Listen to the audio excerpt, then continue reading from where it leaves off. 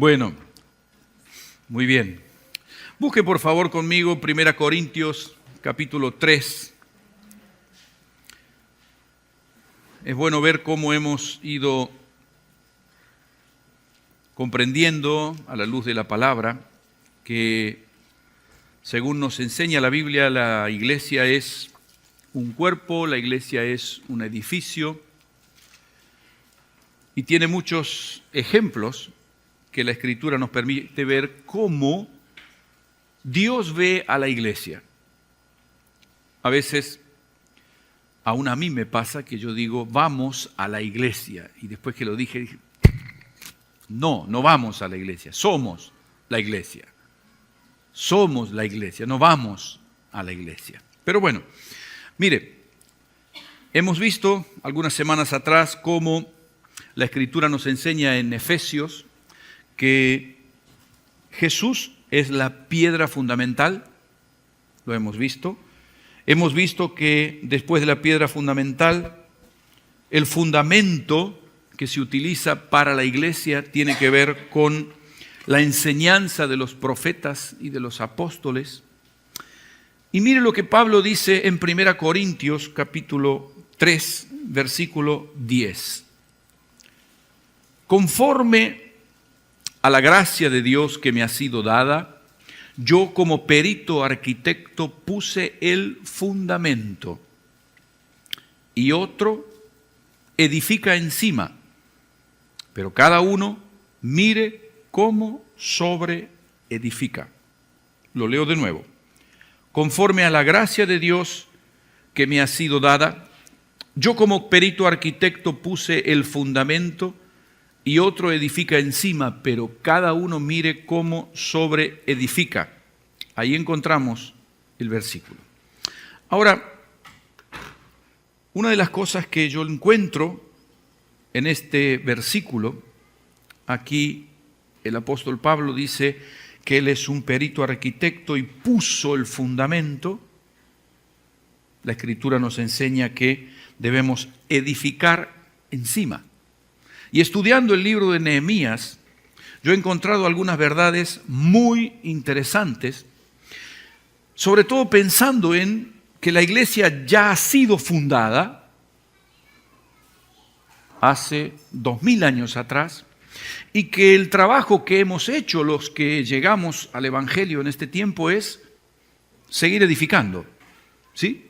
Y el apóstol Pablo dice, cada uno mire cómo sobreedifica.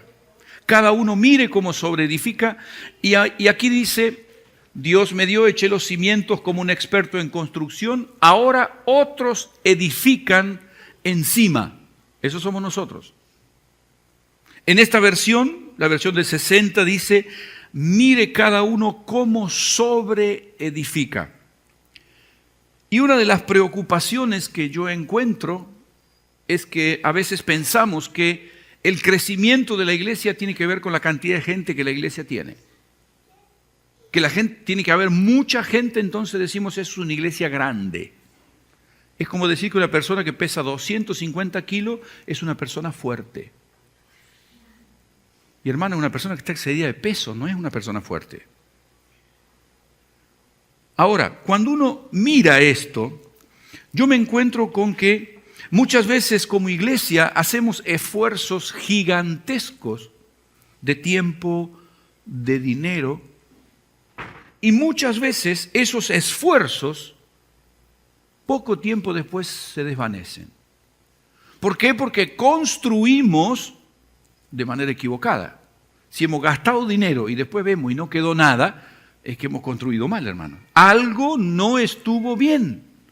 Ahora, cuando nosotros pensamos en que la iglesia no es esto, la iglesia somos nosotros, encontramos un principio. Yo soy la iglesia. Yo no hago parte de la iglesia, yo soy la iglesia. Si yo estoy mal, la iglesia está mal. Si mi familia está mal, la iglesia está mal. Ahora, si queremos que nosotros vemos la iglesia que crezca, necesitamos tener en cuenta principios de la Escritura para poder evitar ciertos problemas, ciertas dificultades. Mire, ahí tienen dos iglesias, por así decir, ¿sí? En una parte la iglesia como la ve todo el mundo, ese edificio que está allá en la placita, esa es la iglesia. No, la iglesia son las personas, hermanos. Y Nehemías sabía cómo edificar el muro de la ciudad de Jerusalén para proteger al pueblo. Yo he extraído un principio sumamente importante. ¿Por qué? Porque es claro, cuando uno lee la Escritura, uno tiene que saber qué es lo que está leyendo. ¿Qué extraigo de Nehemías? Principios espirituales. Nosotros no somos piedras, no somos madera, somos personas. Ahora, cuando nosotros hablamos de la construcción de un muro, ¿sí? Hay muchos muros, creo que los dos más famosos que hemos oído hablar son el muro de Berlín y la muralla china. Ahora, ustedes sabían seguramente de la existencia de la muralla china, pero yo estudiando sobre el punto he encontrado algunas cosas que son increíbles. 8.000 kilómetros de extensión. Estamos hablando Madrid-Moscú, ida y vuelta, pasando por Francia, Alemania, Bielorrusia, ¿sí? Ida y vuelta, 8.000 kilómetros de construcción. Y uno dice, wow, ¿y en cuánto tiempo lo hicieron? 2.400 años. 10 millones de personas murieron trabajando mientras se construía la muralla china. Ahora, hermanos, estamos hablando de una construcción que tiene 6 metros a 7 de altura por 4 a 5 metros de ancho. Se puede pasar con un auto por encima. Una muralla, kilómetros y kilómetros. Es decir, la idea era una protección para el imperio, para que nadie pudiera entrar al imperio. Indudablemente, cuando uno piensa en una muralla de esta distancia, de esta capacidad hecho en piedra, se empezó a construir en el siglo VI, VII antes de Cristo y se terminó en el 1600 después de Cristo. Saque la cuenta. Ahora uno se pregunta, ¿era imposible de superar? Pero los enemigos pudieron entrar porque sobornaron a las guardias. Era imposible superarlo, pero había un problema. Y no eran las piedras, era la gente. La gente que estaba en ese lugar. Yo estudiando esto, me doy cuenta que cuando nosotros miramos todo el 2.400 años de trabajo, hermano, que nunca sirvieron porque había gente que no tenía conciencia de lo que estaban protegiendo, hermano. Hermano, cuando nosotros hablamos mal de la iglesia, dañamos a nuestros hijos. No somos cuidadosos en lo que decimos a veces, delante de nuestros hijos. Y después cuando ellos crecen y no quieren saber nada con la iglesia, ¿sabe quiénes son los responsables? Nosotros mismos. Esta gente invirtió 2.400 años, 10 millones de personas, pero algunos corruptos arruinaron el trabajo de 2.400 años y 10 millones de personas que murieron ahí. Y no digo que nosotros seamos corruptos, pero nosotros podemos abrir una puertita para que el diablo entre, hermano. Y todo lo que estamos construyendo no va a servir de nada. Por una sencilla razón. Cuando yo miro lo que el apóstol Pablo nos transmite, es cuidado. ¿Cómo estamos sobreedificando? ¿Cómo estamos sobreedificando? Ahora, venga conmigo por favor a Nehemías. Hace un momento leíamos una parte de Nehemías y hoy vamos a profundizar. Mire lo que dice la Escritura en el trabajo que era necesario hacer en Jerusalén, en Israel. Dice Nehemías capítulo 1, versículo 1 al 4. Palabra de Nehemías, hijo de Acalías. Aconteció en el mes de Quisleu, en el año 20, estando yo en Susa, capital del reino, que vino a mí Anani, uno de mis hermanos, con algunos varones de Judá, y les pregunté por los judíos que habían escapado, que habían quedado en la cautividad por Jerusalén, y me dijeron: el remanente, los que quedaron en la cautividad allí en la provincia, están en gran mal y afrenta, y el muro de Jerusalén derribado, y sus puertas quemadas a fuego. Cuando oí estas palabras me senté y lloré, hice duelo por algunos días, ayuné y oré delante del Dios de los cielos.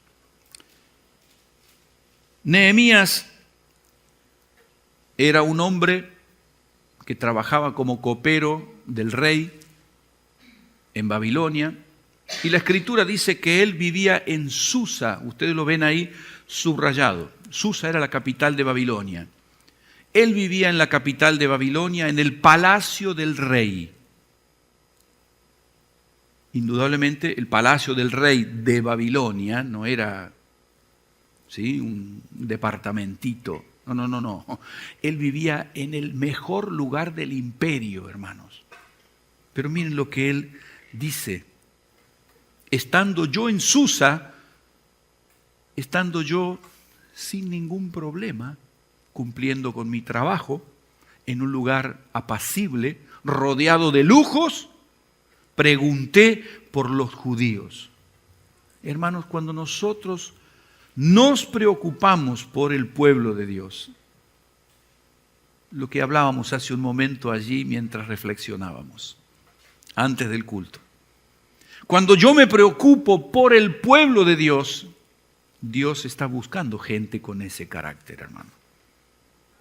Dios está buscando personas que se preocupen por lo mismo que se preocupa Dios. ¿Y qué es lo que sucede? Dice la Escritura que cuando Nehemías pregunta, le dicen: esta gente está mal. La ciudad está destruida. Y mire lo que sucede después. El trabajo necesario, Dios busca adoradores que le adoren, dice Juan. Ahora, mire lo que sucede en el capítulo 2 de Nehemías. Después que el rey le autoriza a hacer todo esto, encontramos un hombre muy particularmente comprometido con la obra de Dios. Nehemías tenía muchas cosas, pero tenía su corazón puesto en qué es lo que Dios quiere. Yo ya les he dicho varias veces, yo cuando tengo que tomar una decisión siempre pregunto qué es lo mejor para la iglesia. Lo aprendí de Nehemías, hermano. ¿Qué es lo mejor para la iglesia? Y hago lo que creo que es mejor para la iglesia, no para mí.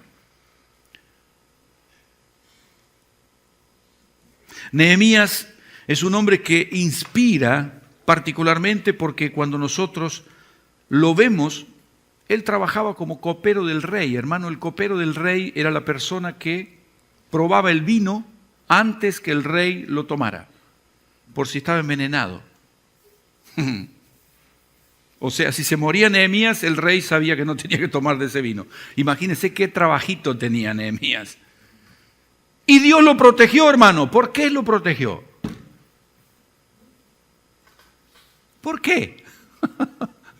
Es increíble, hermano. ¿Por qué Dios protegió a Nehemías que nunca quisieron envenenar al rey Artajerjes? ¿Por qué?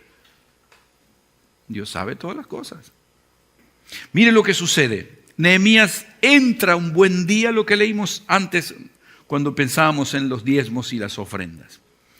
Nehemías capítulo 2, versículo 1. Dice la Escritura: sucedió en el mes de Nisán, en el año 20, que el rey Artajerjes, que estando ya el vino delante de él, tomé el vino y lo serví. Y como yo no había estado antes triste en su presencia, me dijo el rey: ¿por qué está triste tu rostro? Pues no estás enfermo. No es esto sino quebranto de corazón. Y entonces temí en gran manera. Presentarse triste delante del rey era casi un pecado. ¿Sí?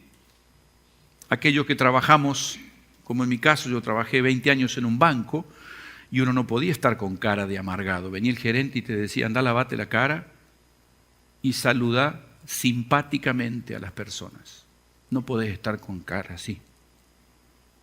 Yo trabajaba en un banco, imagínense el que atendía al rey todo el día, las 24 horas. Y entonces por eso él estaba preocupado. Dije al rey: viva para siempre el rey. ¿Cómo no estará triste mi rostro cuando la ciudad, casa del sepulcro de mis padres, está desierta y sus puertas consumidas por el fuego? Me dijo el rey: ¿qué cosa pides? Entonces oré al Dios de los cielos y le dije al rey. Me encanta leer cómo Nehemías describe esto. Porque imagínese, uno dice: el rey me dijo: ¿qué cosa pides? Un ratito voy a orar y después le digo. ¿Se imaginan eso? No. ¿Qué hizo Nehemías? En una millonésima de segundo le dijo: Señor, habla por mí. Y le respondió. Hermano, cuando tenemos nuestro corazón en la obra de Dios, eso fluye de nuestra boca. No hace falta que nos estén preguntando tanto. Deseamos ver la obra de Dios edificadas. Y eso fue lo que hizo Nehemías. Y mire, versículo 11, dice la Escritura: llegué pues a Jerusalén y después de estar allí 3 días, me levanté de noche, yo y unos pocos varones conmigo, y no declaré a hombre alguno lo que Dios había puesto en mi corazón. Mire, en esto yo he encontrado un principio muy importante. Dios había puesto en el corazón de Nehemías que él debía reconstruir el templo y los muros. En el templo ya habían estado trabajando y su carga era especialmente el muro de la ciudad. Y claro, Dios habla con él y uno se pregunta: ¿será Dios o no? ¿Y si es mi corazón? ¿Cómo yo sé si es la voluntad de Dios? Aquí encontramos otro principio, versículo 12. Me levanté de noche, yo y unos pocos varones conmigo. Intimidad. Encontramos en la Escritura, hermanos, varios niveles de intimidad. Jesús alimentó, ¿se recuerdan cuando multiplicó los panes y los peces? ¿Con cuántos tuvo comunión cuando alimentó a los panes y les dio los panes y los peces? ¿Cuántos había? 5,000. ¿Tuvo comunión con todos? Pero después que terminaron de comer, se llevó a los 12 y tenía comunión más profunda con los 12. Pero cuando tuvo que recibir lo que la Escritura llama la transformación, cuando Jesús se transfigura, estaban Santiago, Pedro y Juan, 3. Este es otro principio, hermano. Tenemos comunión con todo el pueblo de Dios. Tenemos comunión más estrecha con un grupo más reducido, pero tenemos que tener comunión muy estrecha con otras personas, como Nehemías. En otros términos, él arriesgó lo que Dios le había dicho, poniéndolo en oídos de otras personas. Cuando yo comparto mi carga, hermano, no lo comparto con todo el mundo al mismo tiempo. Absolutamente no. Uno lo va llevando por etapas. Y lo que él hace esa noche es increíble porque la Escritura dice: llegué pues a Jerusalén y después de estar allí 3 días. 3 días. Él llegó a Jerusalén, ¿dónde va? Tengo que ir a ver la muralla. No. tengo que ver qué dice el capo. 3 días, no dice qué estuvo haciendo, pero yo imagino que él estuvo orando, diciendo, Señor, aquí estoy, ¿qué hago?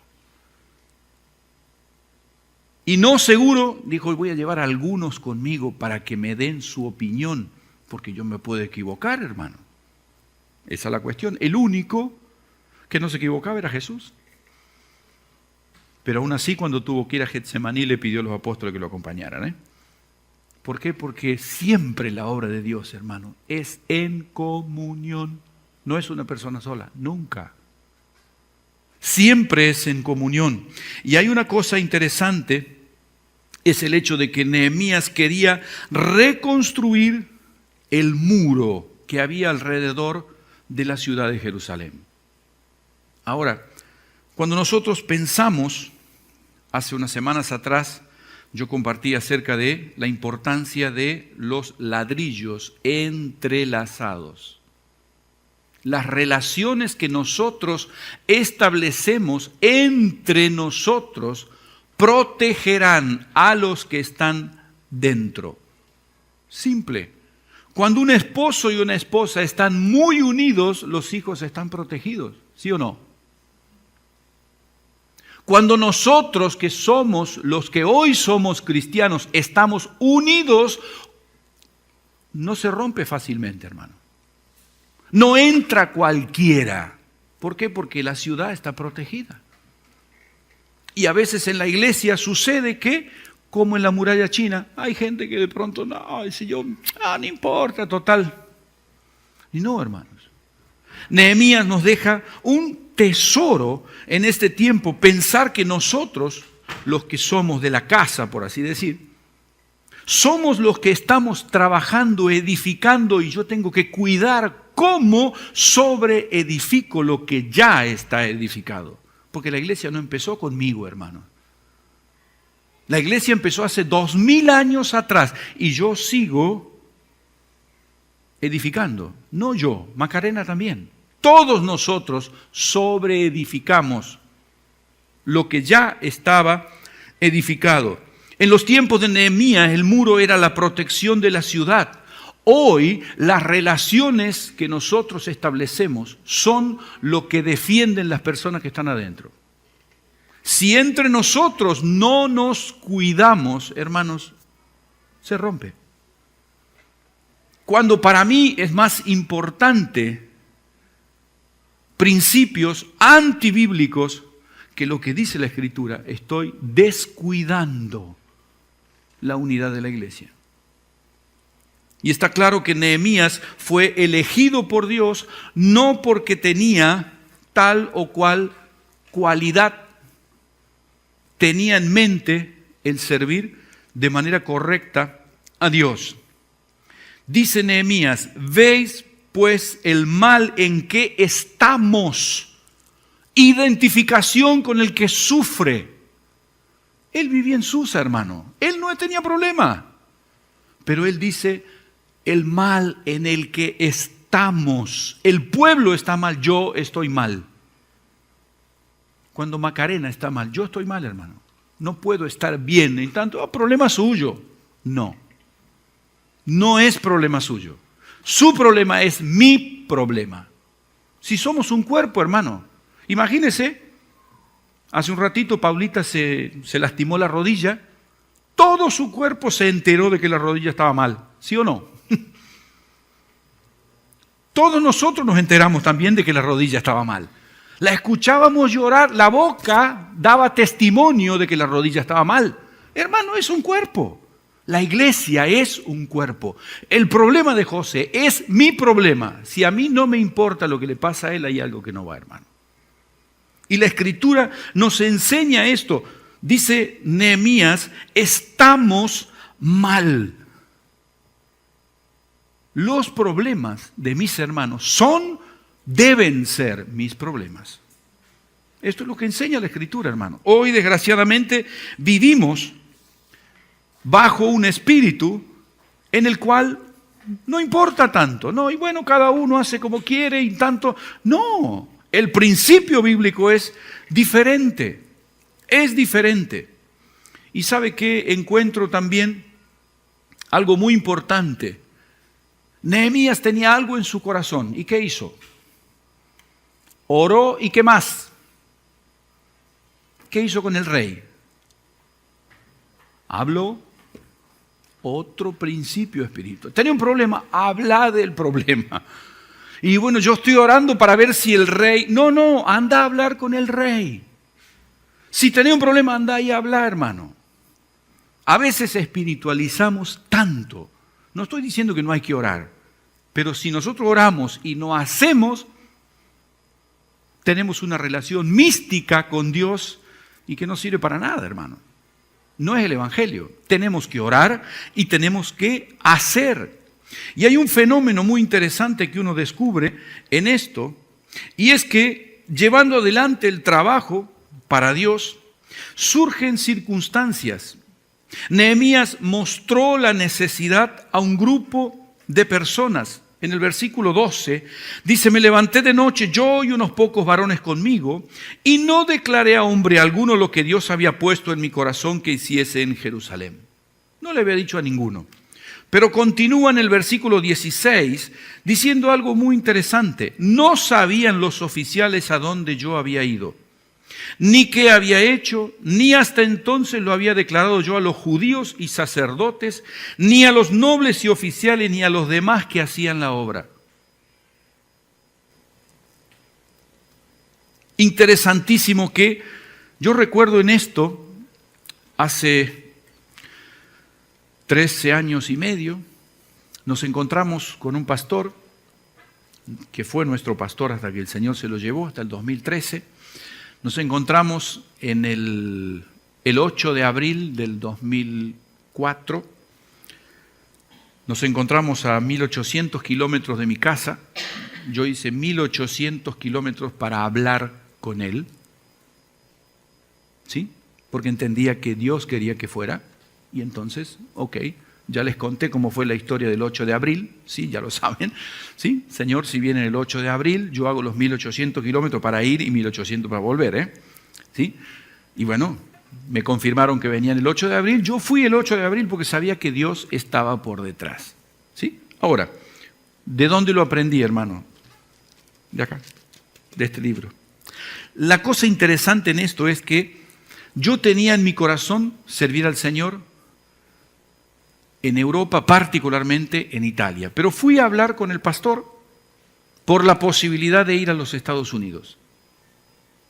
Nos habían ofrecido ir a los Estados Unidos. Y fuimos a hablar para ver nuestro envío a los Estados Unidos. Pero llevé en una valijita el proyecto para Italia.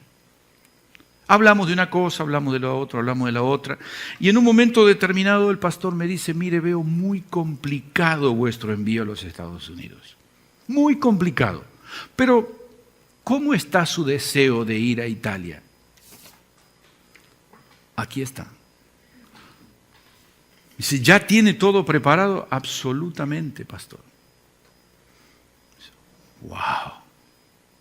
Nehemías estaba listo, hermano. No nos tomó desprevenidos. Sabíamos qué era lo que Dios quería que hiciéramos. Y no hay que preocuparse por el resto. Uno debe hacer lo que sabe que Dios quiere y Él se encarga de las otras cosas. Es un principio muy importante. Cuando nosotros empezamos a trabajar, yo recuerdo, ayer justamente hablaba con una hermana que deseo realmente en el Señor que puedan conocerla, Flor, una hermana de la iglesia de Monza. Ella se convirtió allá por el 2009 y recuerdo que la primera vez que hablamos muy profundamente, yo le dije, mira Flor, tú debes hacer esto, esto y esto. Y ella al otro día viene y me dice, pastor, ya hice todo lo que usted me dijo. Yo, ¿cómo? Sí. 3 meses después le di la tesorería de la iglesia. Hasta el día de hoy es tesorera de la iglesia y además hoy es una anciana de la iglesia y esta mañana ella y su esposo quedaron como responsables de la iglesia de Monza porque mi hijo viaja de vacaciones a Chile. ¿Qué fue lo que yo vi en esta mujer? Así su actitud para obedecer. No a mí, porque no me obedeció a mí, obedeció lo que dice la Escritura. Hasta el día de hoy le he visto crecer y crecer y crecer y crecer y crecer. ¿Y sabe qué? Hace 9 años atrás ella era una persona más. Con el paso del tiempo empezó a ser una de las personas con las que trabajamos muy cercanamente con Susana. Hoy puedo decir sin ningún problema, es mi familia. Somos íntimos amigos. Ella y su esposo, Susana y yo. No hay muchas personas con las que tenemos ese nivel de comunión. Pero hemos trabajado para eso, hermano. Hemos llorado juntos por sus problemas y por los nuestros. ¿Sí? Hubo momentos en los que, Florcita, ¿cómo estás, pastor? Lloremos juntos porque no aguanto más el dolor. Estuvo hace 3 meses con un problema en el nervio ciático que no la dejaba tranquila. Casi 3 meses sin poder ir a trabajar, hermano. ¿Cuál es la cuestión? Siempre el trabajo en la iglesia se hace íntimamente ligados unos a otros. Siempre que miro la construcción, ahí indudablemente hay ladrillos y las paredes se soportan, pero no se ven, pero están sumamente unidos. Y este es el principio que nos deja Nehemías. El trabajo se hace juntos. Y cuando yo quiero estar junto, unido espiritual y emocionalmente en la iglesia, suceden cosas como estas. Mire, ¿qué pasa? Tenemos que soportar la oposición. Mire lo que sucede. Nehemías 2:19. Allí vamos a encontrar algo que sucede. Cuando lo oyeron, cuando la iglesia empieza a trabajar, dice la Escritura, Sanbalat, Horonita, Tobías, el siervo amonita y Gesem, el árabe, hicieron escarnio de nosotros, nos despreciaron diciendo, ¿qué es esto que hacéis vosotros? ¿Os rebeláis contra el rey? Imagínense. Nehemías venía con la autorización del rey y estos inventan. Hermano, la lengua yo la puedo usar para bien o para mal. Y hay una realidad. Dentro de la iglesia hay gente que usa la lengua para mal. Gente que no tiene problema en destruir lo que Cristo está construyendo. Afuera de la iglesia ni hablar. Sabemos que está el diablo y todo, ¿sí? Pero a veces dentro de la iglesia. Ya lo vamos a ver un poquito más adelante cómo es que esto funciona. Mire lo que dice Nehemías capítulo 4, versículos 7 y 8. Se encolerizaron mucho y conspiraron todos a una para venir a atacar a Jerusalén y hacerle daño. Mire que no atacaban a Nehemías, atacaban a Jerusalén. Hermanos, cada vez que una persona se levanta y critica a quien sirve a Dios, no ataca a la persona, ataca la obra de Dios. Esa es la cuestión. Tristemente a veces algunos siervos de Dios pretenden esconder su propio pecado detrás de situaciones como esta. No, hermano, cuando hay pecado hay que combatirlo, punto. Si yo fuera un ladrón, uy, no, el enemigo, no, yo debería dejar de robar, punto. Pero cuando alguien dice que yo soy un ladrón, porque yo no soy un ladrón, esa es la cuestión. Pero hay gente que me lo ha dicho, porque digo que hay que dar el diezmo y que dar ofrenda. A los pastores lo único que les interesa es el dinero. No, lo dice la Biblia, hermano. Pues las personas pueden decir y pensar lo que quieran. Pero lo que dice la Escritura es que ellos atacaban a Jerusalén, sinónimo de la obra de Dios. Cuando nosotros vemos esto, debemos esperar esto, hermano. Todos tenemos el concepto de guerra espiritual. ¿Qué pasa en una guerra, hermano? Hay gente que quiere matar a los otros, el otro bando. En la obra de Dios siempre vamos a tener oposición. Miren, Nehemías capítulo 6, versículos 12 y 13. Mire lo que dice allí. Entendí que Dios no lo había enviado. Uno que decía que venía de parte de Dios, le dice, hablaba aquella profecía contra mí porque Tobías y Sanbalat lo habían sobornado.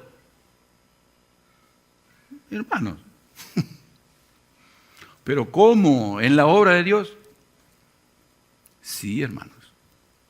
Tobías y Sanbalat lo habían sobornado, porque fue sobornado para hacerme temer y que pecase y sirviera de mal nombre con que yo fuera infamado. Soportar la oposición debemos saber, hermanos, cuando nosotros estamos edificando la iglesia, dice la Escritura que yo puedo edificar con oro, plata, piedras preciosas. Ok, principios divinos. Cuando yo edifico con oro, plata y piedras preciosas, no me pasa como pasó con la muralla china. No solo queda en pie, protege eternamente. Pero yo puedo edificar también con heno, hojarasca y se cae todo.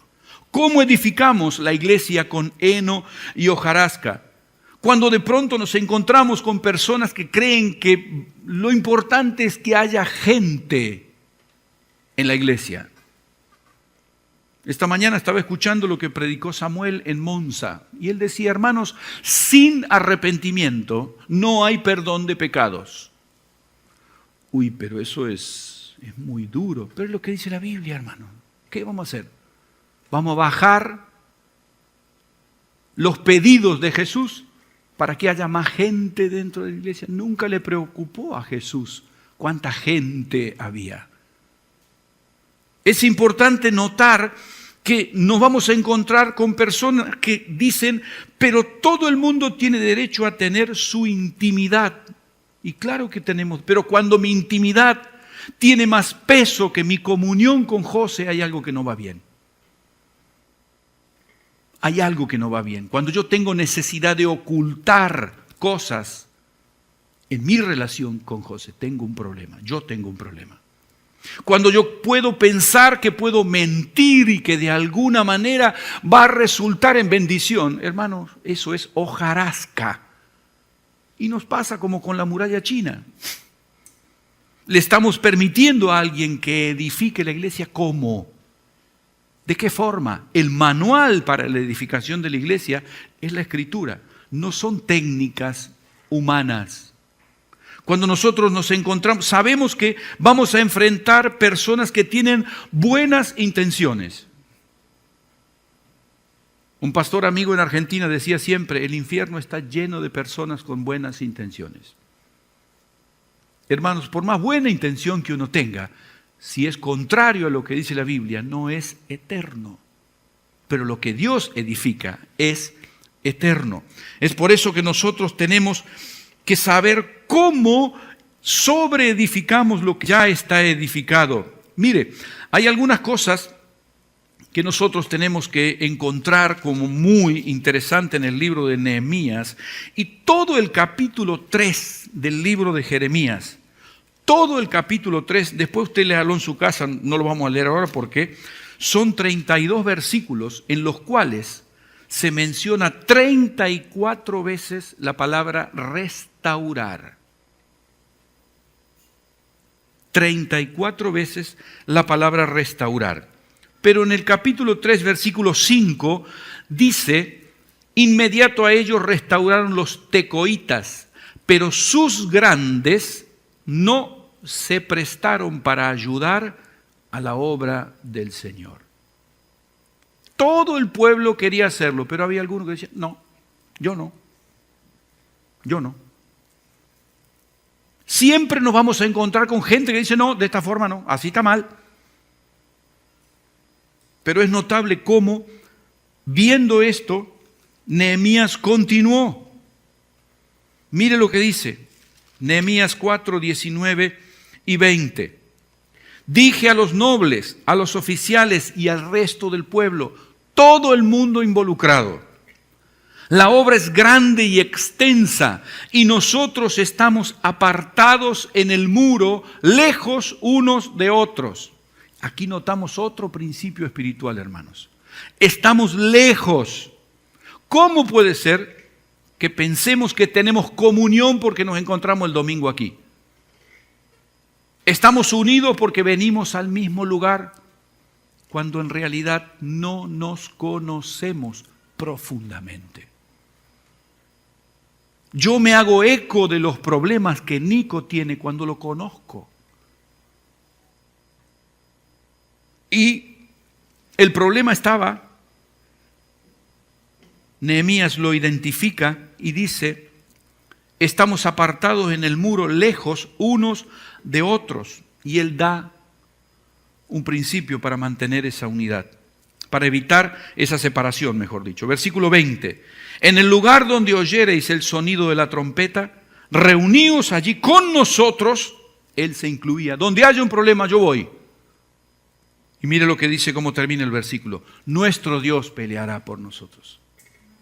Él estaba convencido, hermano. Dios estaba detrás.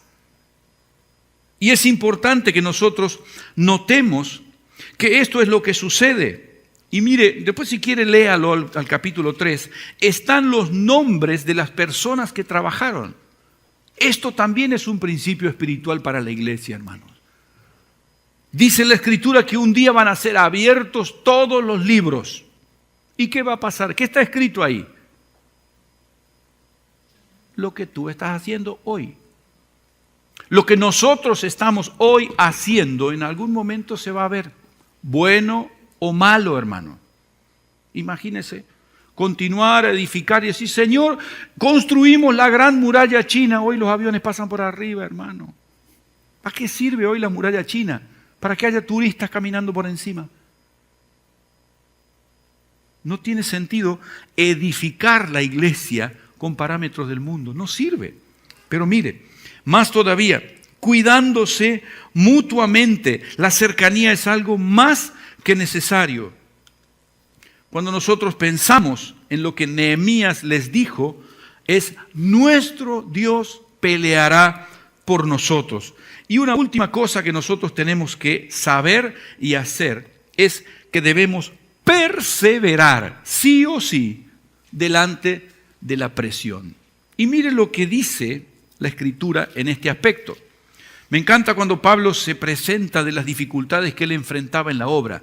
Dice, de afuera conflictos, de adentro temores. ¡Wow! Y Pablo, ¿cuándo te vas a estar tranquilo? En el cielo, hermano. Allá vamos a estar tranquilos. Pero acá, olvídese, si quieres servir a Dios, así. Es sufrir, es pasar problemas, es sufrir injusticia, es vivir críticas. Lea la Escritura, hermano. Eso es lo que nos dice la Escritura. Y mire, yo me he tomado el trabajo mientras preparaba esto de subrayar un poquito. Y mire lo que dice Nehemías capítulo 4 del versículo 19 en adelante. Del 9 en adelante.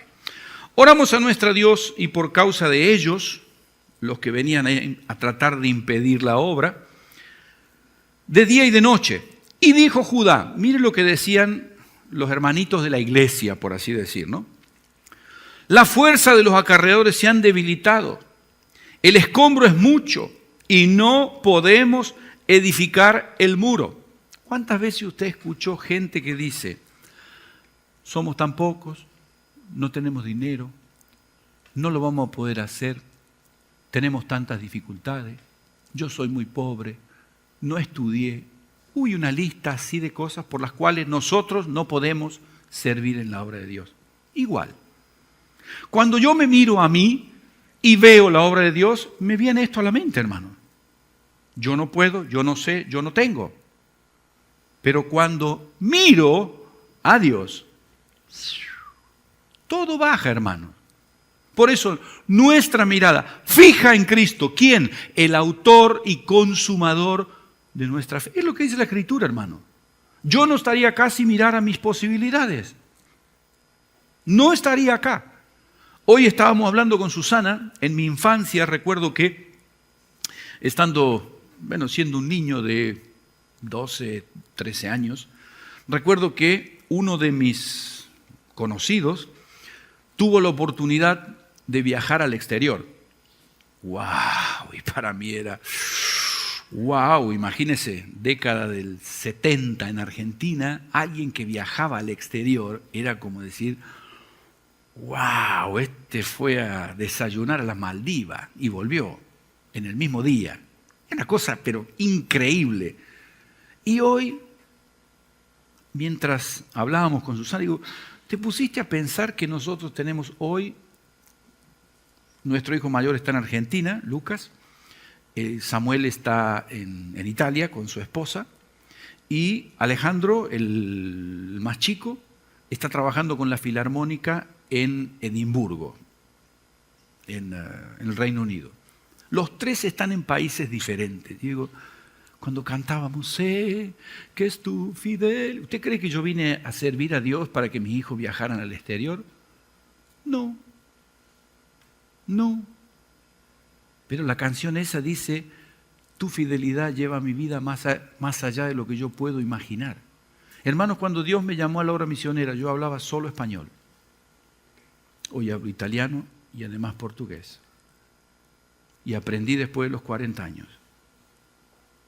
¿Y por qué? ¿Qué sé yo? No lo sé. Pero sí sé que cuando uno busca el bien de la obra de Dios, Dios hace cosas que uno nunca podría haber hecho. Jamás. Mire, identificar estas dificultades, los problemas, nunca nos va a faltar gente que nos hable de nuestras propias debilidades. Pero no estaban solamente ahí, los de Judá. Mire lo que decían los enemigos. No sepan ni vean hasta que entremos en medio de ellos y los matemos. Eso quiere el enemigo, hermano, matarnos. Si no, lea Juan capítulo 10, vino a robar, matar y destruir. ¿Sí? Ahora, y hagamos cesar la obra. Nos matan a nosotros para hacer cesar la obra. Nosotros no somos el problema. Es lo que nosotros estamos haciendo. Ese es el problema. ¿Sí? Pero sucedió que cuando venían los judíos que habitaban entre ellos, es decir, gente, en este caso de la iglesia, que está más con un oído en el mundo que en el mundo espiritual del reino de Dios, piensa de esta manera. Nos decían hasta 10 veces, de todos los lugares de donde volvieres, ellos caerán sobre vosotros.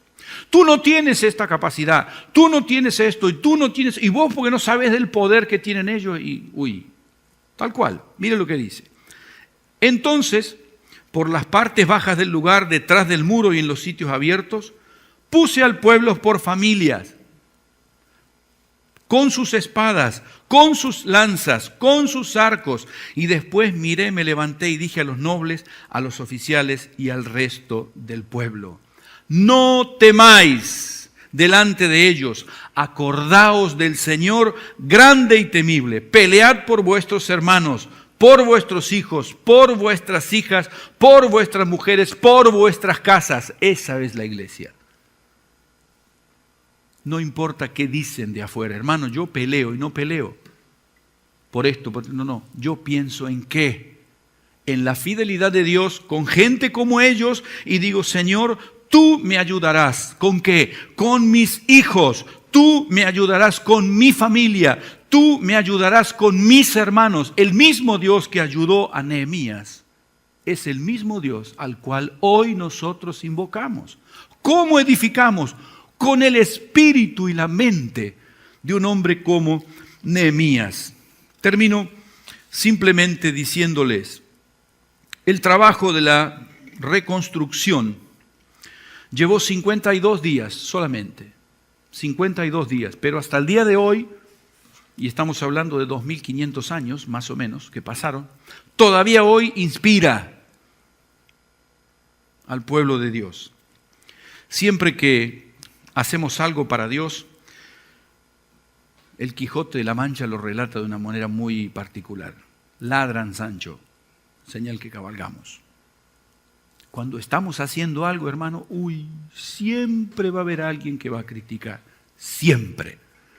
Si uno no quiere escuchar crítica, no haga nada. Y te van a criticar porque no haces nada. Sí, es así. Esa es la cuestión. Indudablemente, la mejor estrategia que nosotros encontramos sobre cómo sobreedificar, cómo reedificar lo que se ha caído, lo encontramos en la Escritura. Nosotros debemos trabajar y cansarnos construyendo este muro de protección que son nuestras relaciones. Es importante pensar que esto sirve también para que quien entre a ser parte de la iglesia, entra, ¿por qué? Porque lo que el mundo busca es paz y seguridad. ¿Dónde lo va a encontrar? En la iglesia. A pesar de las guerras. Porque Jesús dijo, mi paz os dejo. Tenemos paz, hermano. Tenemos lucha, tenemos problemas, tenemos enfermedades, tenemos todo, pero vivimos en paz. Afuera la gente no tiene guerra, pero tampoco tiene paz. Dentro de la iglesia hay paz, porque el Espíritu de Dios vive dentro de la iglesia. Nosotros debemos construir esto para nosotros, para nuestros hijos, para todos los que deseen sumarse y continuar sobre edificando.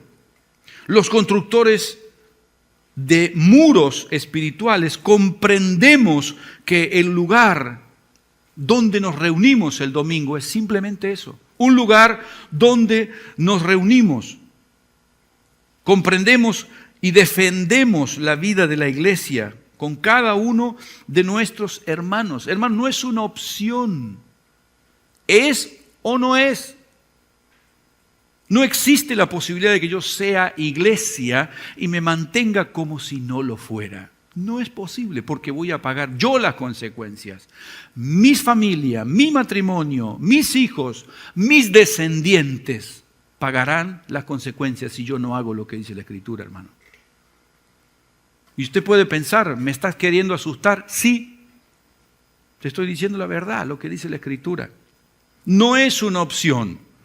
Cuando nosotros pensamos en esto, mire, les comparto algo, nosotros teníamos en mente una estructura de la iglesia desde el mismo momento que nosotros llegamos aquí. Desde enero nosotros tenemos en mente una manera sobre cómo diagramar, edificar la vida de la iglesia. En estos 8 meses hemos estado, de alguna manera, conociendo a cada uno de vosotros, dedicando tiempo para hablar, para esto, para aquí, para allá, cómo armar esto, cómo armar aquello. Y hace unos 4 meses atrás hemos hablado sobre esto con Natanael, así como hizo Nehemías con sus amigos, ¿sí? Hablamos con él y le preguntamos, mira, nosotros quisiéramos hacer esto y esto y esto y esto y esto y esto. ¿Y tú cómo lo ves? ¿Qué opinas de lo que nosotros estamos pensando? Y él dice, me parece fantástico. Lo que nosotros queremos y entendemos que Dios nos está llamando a hacer en este aspecto. De la misma forma que Nehemías hizo. Con un grupo de personas empezar a trabajar, involucrando al resto y simplemente pensar en la iglesia, no la iglesia de hoy, la iglesia de los niños que estaban aquí, los nietos de Macarena. No solamente Mayrita, los nietos de Macarena y así hasta que Jesús vuelva, hermano. Esa es la visión de la iglesia, no para mí y para los que me sigan. Hermano, yo oro por la mujer de mis nietos y no tengo nietos. Es la verdad, hermanos. Si Cristo no viene antes, yo quiero que mis hijos sirvan a Dios y mis nietos y mis bisnietos y todas las generaciones que vienen por detrás. Parecería un fanático. No importa, hermano. No importa. Indudablemente, cuando pensamos en esto, estamos haciendo algo que entendemos que está en el corazón de Dios. Una de las cosas que Natanael nos decía cuando planificábamos acerca de cómo diagramar la iglesia, él nos decía, me parece que esta estructura necesita particularmente la figura de un anciano. Y por eso creo, por esto, por esto, y por esto, y por esto, y por esto, y por aquello, que Nico debería ser reconocido como anciano dentro de la iglesia. Yo dije, bueno, tú lo conoces más que yo no puedo decir ni sí ni no, porque mucho no conozco, pero si tú dices eso, y yo tengo absolutamente todo de acuerdo, y ok, perfecto, la reunión que vamos a tener el próximo 10, Natanael va a venir, lógicamente él como pastor de la iglesia, para que la iglesia apruebe o no la nómina de Nico y el reconocimiento y ordenación como anciano de la iglesia. ¿Por qué? Porque entendemos, mire, yo les quiero mostrar simplemente para terminar, este diagrama que nosotros hicimos, ¿sí? Y vuelvo a repetir, no pensando en el grupo de personas que hoy somos, pensando específicamente en qué, en la iglesia mirando hacia adelante. Esto mismo está ahí en el cartelito, donde están los anuncios, ¿sí? Pensando en el ministerio infantil, evangelismo y misiones, el trabajo del niño de Navidad, son todas cosas que la iglesia hace normalmente, hermano, ¿sí?